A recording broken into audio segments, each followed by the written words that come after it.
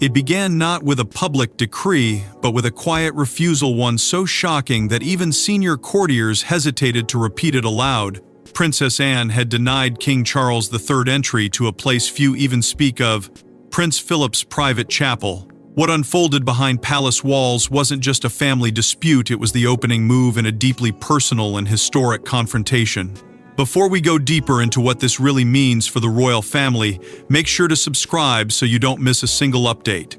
At first, it surfaced as little more than a murmur, an odd, almost implausible claim circulating quietly among palace staff. Reports suggested that the king himself had requested access to the late Duke of Edinburgh's private chapel, a place so secluded, so deeply personal, that even within royal circles it was spoken of with a certain restraint. And yet, according to those early whispers, the answer he received was not hesitation, not delay, but a firm and immediate refusal. Insiders claimed the decision came directly from Princess Anne, delivered with the kind of calm certainty that left no room for negotiation. No raised voices, no dramatic confrontation, just a boundary drawn and held. Those familiar with the rhythms of royal protocol understood instantly how unusual this was. In a system where hierarchy is everything, where the monarch's authority is rarely questioned, let alone denied, such an act carried a weight that could not be easily dismissed. Palace aides, it is said, were caught off guard not by the request itself, but by the unwavering nature of the response. Some reportedly believed it to be a misunderstanding, a temporary restriction perhaps tied to scheduling or security. But as hours turned into days and no clarification emerged, the reality began to settle in. This was intentional. This was deliberate. The chapel itself only deepened the mystery. Described by those who had knowledge of it as profoundly personal, it was never intended as a public or even semi-public royal space. It existed outside the usual ceremonial framework, untouched by the expectations that come with royal life. For Prince Philip, it had been a place of solitude, reflection, and private devotion, far removed from the pressures of duty and the ever-watchful public eye. That such a place would now become the center of a quiet but undeniable conflict raised questions that no one seemed willing to answer openly. And beneath it all, there had already been tension, subtle, unspoken, but present. Various interpretations from palace insiders suggested that the inner circle had been navigating a delicate balance for months, perhaps even longer. Decisions were being made more cautiously, conversations held more discreetly. Media figures like Robert Hardman and Ingrid Seward had hinted in recent commentary that something felt off within the senior ranks of the monarchy, though nothing concrete had been confirmed. Now, with this incident, those earlier suspicions seemed to find a focal point.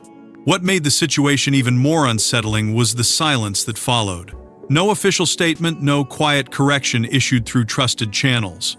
Palace administrative streams, often quick to contain or clarify even minor misunderstandings, remained unusually still. It was as if the institution itself had chosen not to address it, allowing the story to linger just beneath the surface, unacknowledged but impossible to ignore. And in that silence, speculation grew sharper, more focused, more difficult to dismiss. Because if this was true, if Princess Anne had indeed refused the king access to such a deeply personal space, then the implications reached far beyond a single moment. It hinted at questions of authority, of legacy, of who truly holds guardianship over the most sacred corners of royal life. It suggested that not all power within the monarchy is exercised through titles alone, and that some lines, once drawn, are not so easily crossed. But this wasn't just about access, it was about control over something far more sacred than stone and ceremony. Long before it became the center of a royal standoff, the chapel stood as a quiet sanctuary untouched by politics, untouched by time. It is often whispered among those familiar with the inner workings of the house of Windsor that Prince Philip never truly sought the grandeur that surrounded him. While the world saw ceremony, titles, and relentless duty, he is said to have carved out for himself something far more rare within royal life, a place of silence. The private chapel, rarely acknowledged in official records and absent from the usual narratives of royal estates, was not built to impress or to host. It existed for one purpose alone: refuge. Reports suggest it became a constant in his later years, a space where the noise of obligation could not reach him, where expectation dissolved into stillness. It was not a stage. It was a retreat, unlike the grand religious settings tied to the monarchy, those bound to public tradition, national identity, and ceremonial duty. This chapel carried no such burden. It was not designed for coronations or state observances. It did not belong to the monarchy as an institution in the way that larger, historic chapels did. Instead, it belonged, in a deeply personal sense, to the man who used it. Those familiar with the Duke's routines suggest that access was always limited, even during his lifetime. Not out of secrecy, but out of intention. Entry was not granted through rank or entitlement, but through trust, and even that was rare. It was a place defined not by who could enter, but by who chose not to. Over time, the chapel came to represent something far greater than its physical existence. It became a symbol of discipline, of restraint, of a life lived under scrutiny, yet anchored by private conviction. For Princess Anne, this meaning appears to carry a particular weight. Insiders have long noted her alignment with her father's values, his pragmatism, his unwavering sense of duty, his resistance to unnecessary spectacle. To her, the chapel is not merely a memory of him. It is, according to various interpretations, a continuation of his presence, a place where his standards still apply even in absence. For King Charles III, however, the connection is often described as more complex. His relationship with his father, shaped by expectation and distance, has been widely discussed over the years. While there is no question of respect, those who observe the dynamics within the royal family suggest that emotional proximity was not always the defining feature of their bond. And so, the chapel, this intensely personal space, may not carry the same immediate clarity of meaning for him. It represents legacy, yes, but perhaps not in the same guarded, almost sacred way it does for Anne. This difference, subtle yet profound, is what transforms the chapel from a place of quiet remembrance into something far more charged. Because when a space is defined by personal meaning rather than public ownership, questions begin to emerge. Who protects it? Who interprets its significance? And perhaps most importantly, who decides who belongs within it?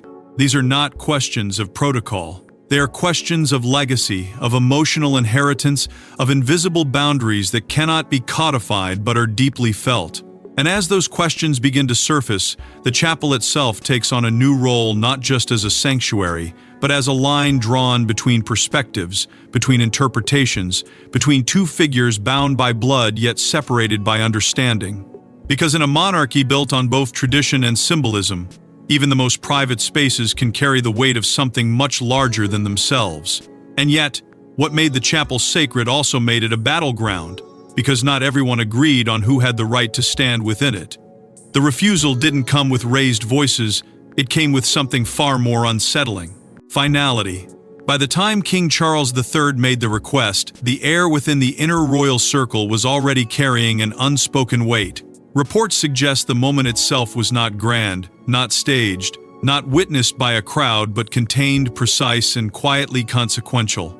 It is said that Charles, driven perhaps by a need for reflection or a deeper connection to his late father, sought entry into Prince Philip's private chapel. A simple request, on the surface. A son asking to step into a space tied to memory, legacy, and something deeply personal. But within the context of everything that had been building behind palace walls, it was anything but simple. Those familiar with the exchange describe a pause not long, but heavy. The kind of silence that carries more meaning than words ever could. And then came the response from Princess Anne. Calm, direct, unyielding. There was no hesitation in her tone, no attempt to soften the impact. According to various interpretations from insiders, her answer was not framed as a suggestion or a delay. It was definitive. A boundary stated with clarity, delivered without escalation, and left without room for negotiation. In that moment, something shifted, something subtle, yet impossible to ignore. Courtiers present, or at least those briefed shortly after, are said to have felt the tension immediately. Not because of raised voices or visible conflict, but because of what the exchange represented. This was not a disagreement over scheduling or protocol. This was something far more personal, unfolding in a space where hierarchy and emotion collided. Some described the atmosphere as unsettlingly still, as though everyone present understood they were witnessing a line being drawn, one that could not easily be erased. For Charles, the reaction was reportedly one of quiet surprise. Taken aback is how some sources have phrased it, though even that seems to fall short of capturing the full weight of the moment. As monarch, his authority is rarely questioned in such direct terms. And yet here, in this deeply personal context, that authority did not immediately translate into action. There was no override, no immediate assertion of royal prerogative. Instead, there was restraint, whether chosen or imposed remains a matter of interpretation. What followed was perhaps even more telling than the exchange itself. Staff, according to palace administrative whispers, were instructed to maintain absolute discretion. No leaks, no clarifications, no internal discussions allowed to surface beyond the most controlled channels. The incident was, in effect, sealed within the walls where it occurred. And yet, as is often the case in environments shaped by secrecy, silence did not contain the story, it amplified it. The absence of explanation only deepened the intrigue, turning a private moment into something far more consequential. Because beneath the calm delivery of that refusal, there was an unmistakable sense of intent. This was not hesitation. This was not uncertainty. This was a decision that had already been made long before the request was spoken. And as those within the royal orbit began to process what had occurred, one realization became increasingly difficult to ignore. This was never about a single request. It was about something that had been building quietly beneath the surface. But Anne's decision wasn't impulsive, it was rooted in something far deeper than a single moment. To understand the refusal, one must understand the man whose presence still lingers in that chapel. Long before it became a point of quiet conflict, the space was shaped by the habits, the discipline, and the inner world of Prince Philip, a man often described as both deeply private and fiercely structured. Those who observed him closely over the decades suggest that while the public saw a figure of authority and resilience, there existed another side, one that required distance from ceremony, from expectation, from the constant weight of the crown. The chapel, according to various accounts, was where that side lived. It was not about ritual in the traditional sense. It was about stillness, about control, about maintaining a part of himself untouched by the demands of royal life. And within that carefully guarded space, his relationships seemed to take on a different clarity. His bond with Princess Anne has often been described by insiders as one of mutual understanding rooted less in sentiment and more in shared values. Duty, discipline, resilience, these were not abstract ideas between them, but lived principles. It is whispered that Anne, more than any of her siblings, mirrored his approach to life. She did not seek approval, nor did she bend easily under pressure. In many ways, she was seen as the continuation of his mindset, the one most likely to preserve not just what he built, but how he built it. With King Charles III, however, the dynamic has long been understood as more layered. Respect was never absent, but warmth, according to various interpretations over the years, was less straightforward. Charles's path, shaped by expectation and public scrutiny from an early age, often diverged from his father's more pragmatic outlook. Where Philip valued action and endurance, Charles leaned toward reflection and expression. Neither approach diminished the other, but the contrast between them created a distance subtle, yet persistent. And in a place as deeply personal as the chapel, that difference may have carried more weight than ever acknowledged publicly. There have also been persistent suggestions never confirmed, yet frequently referenced in royal commentary, that Philip was deeply protective of his private spaces. Sources close to the Highland staff and long-serving aides have hinted that he preferred certain areas of his life to remain untouched even after his passing. Not as a matter of secrecy, but as a matter of principle, a boundary between what belonged to the institution and what remained his alone. If those interpretations hold any truth, then the chapel was never meant to become a shared or symbolic space. It was meant to remain exactly as it was, unchanged, unclaimed, and above all, undisturbed.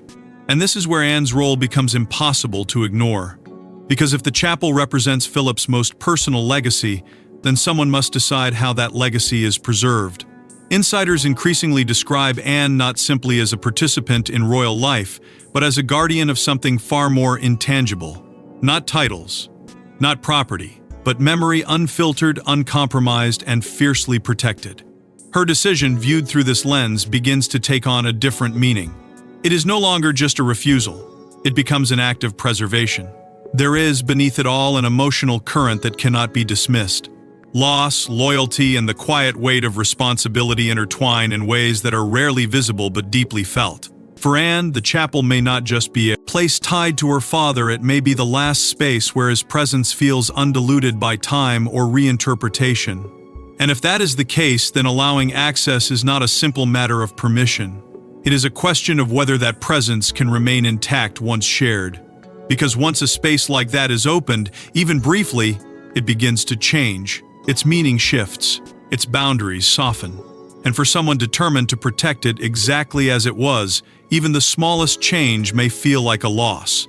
If the chapel represented Philip's legacy, then Anne's stance signaled something else entirely, a line drawn in defense of it. What began as a quiet refusal quickly rippled through palace corridors, turning whispers into fractures. At first, the reaction within the royal household was contained, almost carefully restrained, as though those closest to the situation understood the danger of letting it expand too quickly. But silence, in a place like this, does not suppress tension, it sharpens it. Reports suggest that behind closed doors, conversations began to shift in tone. What had initially been framed as a deeply personal matter between Princess Anne and King Charles III slowly evolved into something far more complex. Advisors, long accustomed to navigating the delicate balance between tradition and authority, reportedly found themselves divided. Not openly, not dramatically, but in quiet alignments, in cautious opinions shared only in trusted circles. Some viewed Anne's stance as a necessary act of guardianship, a defense of something sacred and untouchable. Others, however, began to question whether such a boundary could exist without challenging the very structure that defines the monarchy itself. Because at the center of it all stood an uncomfortable reality. Charles was not just a son seeking access to a place tied to memory, he was the reigning monarch. And within the established order of the institution, that position carries an authority that is rarely, if ever, contested in such direct terms. Yet here, in this singular moment, that authority encountered resistance not through confrontation, but through something far more difficult to counter: quiet, unwavering refusal. It created a tension that could not be easily resolved through protocol or precedent. This was not a matter that could be referred to a rulebook or clarified through formal channels. It existed in a space where personal meaning and institutional power collided, and neither side could fully override the other without consequence. Other senior members of the royal family, according to various interpretations from insiders, responded with caution, careful not to be drawn too deeply into a situation that carried both emotional and constitutional weight. There were no public alignments, no visible interventions, but the absence of action spoke volumes. It suggested an awareness that this was not simply a disagreement to be mediated, but a moment that could redefine boundaries long assumed to be fixed. Each figure, it seems, chose restraint not out of indifference, but out of recognition that any movement, any statement, could shift the balance in ways that might be impossible to reverse. Meanwhile, beyond the palace walls, the story began to take on a life of its own. Media figures, including commentators like Robert Hardman and Ingrid Seward, started to circle the narrative, drawing on fragments, interpretations, and long-standing observations about the dynamics within the royal family. While no official confirmation emerged, the pattern was unmistakable. The incident was no longer confined to private discussion, it was becoming part of a broader conversation about power, legacy, and control. Headlines may not have declared it outright, but the undertone was clear. Something significant had occurred, and its implications were still unfolding. And as that narrative gained momentum, the framing began to shift. What was once seen as a deeply personal decision started to be interpreted through a wider lens. Not just a refusal, but a statement. Not just a boundary, but a challenge, subtle, controlled, yet undeniably present. The idea of a power struggle, once unthinkable in such a context, began to surface in discussions, in analysis, in the quiet speculation that surrounds institutions built on both tradition and hierarchy. Because when a moment like this occurs, when authority is met with resistance, when legacy is defended with such precision, it forces a question that cannot be easily dismissed. Who truly holds the final say when personal conviction stands against institutional power? And perhaps more importantly, what happens when that question is left unanswered? But the true consequence wasn't just internal, it reshaped how authority itself was being exercised within the monarchy. In any monarchy, power is absolute until it meets tradition. That is the quiet paradox at the heart of the institution, a system built on authority, yet sustained by restraint. On paper, the position held by King Charles III is clear. The monarch stands at the apex of the structure, the final voice in matters of access, ownership, and decision. There is no higher authority within the royal framework. And yet, history has shown time and again that the written boundaries of power are only part of the story. Because alongside those formal rights exists another force less visible, less defined, but no less powerful. Tradition.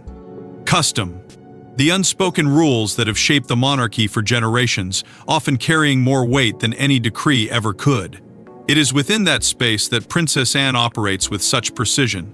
She is not simply acting as a member of the royal family, but as a guardian of continuity, someone deeply attuned to the lines that should not be crossed, even when they can be. Insiders often describe her approach as unwavering, almost immovable when it comes to preserving the essence of what has been passed down. Not the visible elements, the ceremonies, the appearances, but the underlying principles that define them. In this context, her refusal is not an act of defiance against authority, but an assertion of something older, something that exists beyond titles and hierarchy. There have been moments in royal history, rarely spoken of in detail, where similar tensions have surfaced. Instances where the monarch's formal power encountered the quiet resistance of tradition, and where the outcome was not determined by command but by interpretation. These moments are not recorded as conflicts, but as adjustments, subtle shifts in how authority is exercised. They reveal a truth that is often overlooked. The monarchy does not function through power alone. It functions through balance. And when that balance is tested, the response is rarely immediate or overt. The concept of sacred spaces plays a crucial role in this dynamic. Not all places within the royal world are governed by the same rules. Some are tied to the institution, open to duty, to ceremony, to the expectations of public life. Others exist outside that framework, defined not by ownership, but by meaning. Prince Philip's private chapel appears to fall into the latter category. It is not simply a location, it is a boundary. One that, according to various interpretations, was never intended to be subject to the usual hierarchies of access. And this is where Charles's response becomes as significant as Anne's decision. Because despite the authority he holds, he did not immediately assert it. He did not override the refusal, did not invoke the power that, in theory, would have allowed him to do so. Instead, there was pause. Restraint, a choice whether conscious or instinctive not to escalate the situation into something more confrontational. That decision, subtle as it may seem, speaks to an understanding that some lines, once crossed, cannot be easily redrawn. It also reflects the delicate balance that defines his position. As monarch, he embodies the institution, but as a son, he exists within its emotional landscape. And when those two roles intersect, the path forward is rarely straightforward. To push forward might have reinforced authority, but at what cost? To step back, however, preserves something less tangible, yet perhaps more essential. Because the monarchy, at its core, is not sustained by power alone. It endures through the careful negotiation between duty and emotion, between what can be done and what should be done. And in moments like this, that distinction becomes impossible to ignore. And in that silence, Charles's decision not to push further something profound began to take shape. There was no official statement, no correction. Just silence, and in royal terms, silence speaks volumes. In the days that followed the refusal, something unusual settled over the inner workings of the monarchy, not chaos, not confrontation, but a carefully maintained stillness. Reports suggest that King Charles III did not revisit the request, did not attempt to reframe it, did not seek to reassert what, in any other context, would have been unquestioned authority. Instead, he stepped back, quietly, deliberately, and in doing so, he allowed the moment to exist exactly as it had unfolded, unresolved yet undeniably accepted. For those observing from within, this absence of action carried a weight far greater than any public declaration could have achieved. Because in a system where even the smallest decisions are often clarified, contextualized, or subtly redirected, the choice to say nothing at all is rarely accidental. It is, according to palace insiders, a form of communication in itself.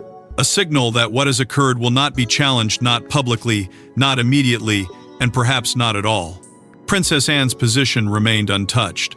There was no correction issued through official channels, no quiet adjustment made behind closed doors to soften the impact of her decision. The boundary she had drawn held firm, not because it was enforced through authority, but because it was left undisturbed. And that, more than anything, seemed to confirm its legitimacy within the unspoken framework that governs royal life. Palace discretion, already a defining feature of the institution, reached an almost impenetrable level. Staff were said to operate under strict instruction, no discussion, no acknowledgement, no deviation from the established silence. Administrative strings that might normally offer subtle hints or controlled clarifications remained entirely still. Even those known for their proximity to royal affairs, commentators who often navigate the delicate balance between insight and speculation, found themselves working with fragments rather than facts. The story was not denied, but it was not confirmed either. It simply existed, suspended in that uniquely royal space between reality and restraint. And yet, despite the effort to contain it, the moment was not forgotten.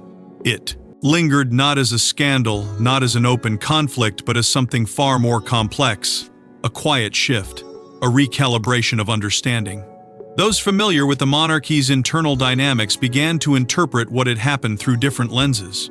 Some saw it as a concession and acknowledgement, however subtle, that certain boundaries could exist beyond even the monarch's reach.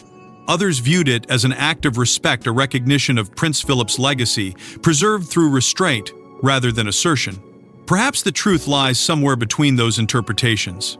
Because within the monarchy, decisions are rarely defined by a single motive. They are shaped by layers: duty, emotion, history, perception, all interacting in ways that are rarely visible from the outside. In this case, the choice not to escalate may have been driven by an understanding that the cost of confrontation would outweigh the value of resolution.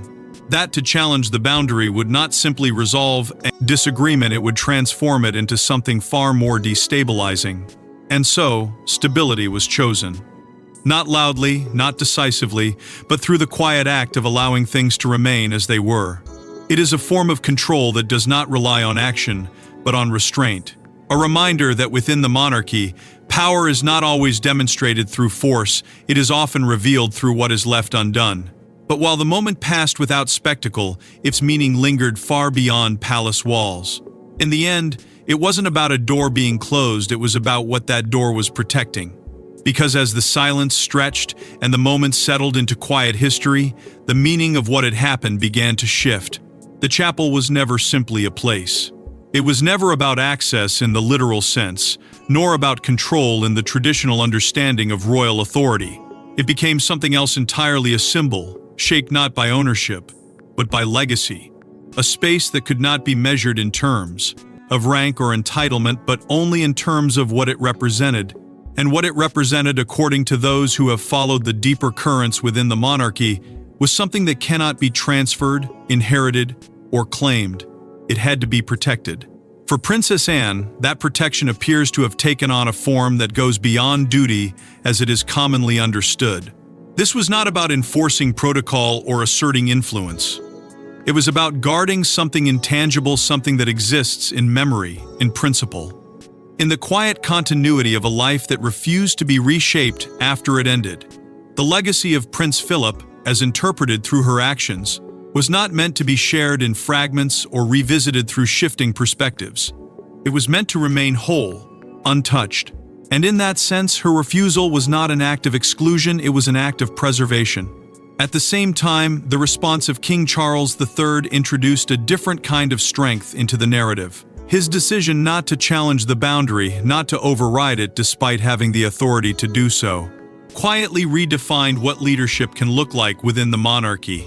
It was not a display of power in the conventional sense. There was no assertion, no correction, no visible enforcement of his position. Instead, there was restraint. And that restraint, subtle as it may seem, carried its own weight. Because in choosing not to act, he allowed something larger than authority to remain intact.